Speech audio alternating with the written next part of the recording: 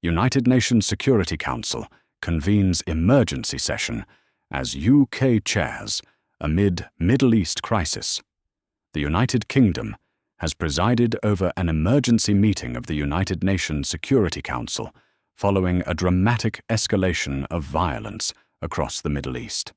The session was requested by France, Colombia, Russia, and Bahrain after the United States, and Israel carried out strikes on Iran early on Saturday. Targets were reportedly hit in Tehran and other parts of the country. Iran responded with retaliatory missile strikes, with incidents reported in several Gulf states, including the United Arab Emirates, Qatar, Saudi Arabia, and Bahrain. Saturday marked the final day of the UK's rotating presidency of the Security Council before it passes to the United States. Addressing the chamber, UN Secretary-General António Guterres warned that the world was facing a grave threat to international peace and security. He cautioned that military action in such a volatile region risked unleashing events beyond anyone's control, and insisted that lasting peace could only be achieved through dialogue and negotiation. Reports concerning Iran's supreme leader.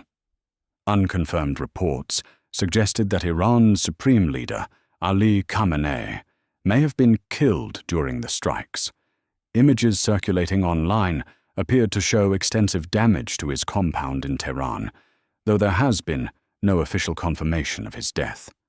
Washington and Jerusalem described the operation as a preemptive move aimed at halting Iran's alleged pursuit of nuclear weapons.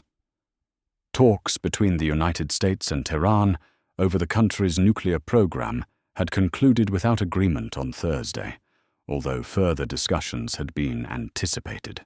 #UK government response.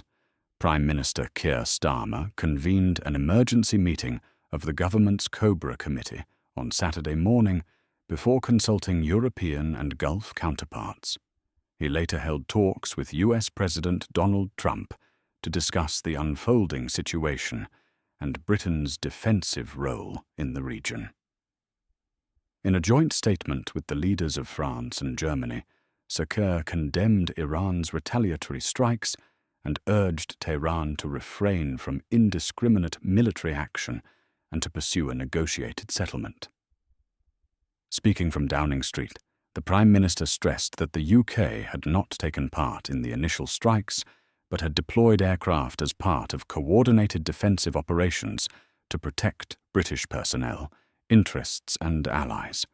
He added that security measures at UK bases in the Middle East had been strengthened and that efforts were underway to assist British nationals in the region. The Foreign, Commonwealth and Development Office has advised UK nationals in parts of the Gulf, including Kuwait, Qatar, Bahrain, Saudi Arabia, and the UAE, to shelter in place. It has also encouraged those in Bahrain, Israel, Palestine, Qatar, and the UAE to register their presence online in order to receive security updates. Political reaction. Conservative leader Kemi Badenoch expressed support for the strikes, describing Iran's leadership as a vile regime that posed a threat to Britain and sought to develop nuclear weapons. Liberal Democrat leader Ed Davey called on the Prime Minister to rule out the use of British bases for any future unilateral US action, arguing that such steps could further inflame tensions. Meanwhile, Reform UK leader Nigel Farage urged Sir Keir to permit the United States to use British facilities, including Diego Garcia in the Chagos Islands, for operations against Iran. Senior Labour MP Emily Thornberry, chair of the Commons Foreign Affairs Committee, said there appeared to be no legal basis for the strikes, highlighting concerns within Parliament over the potential for further escalation.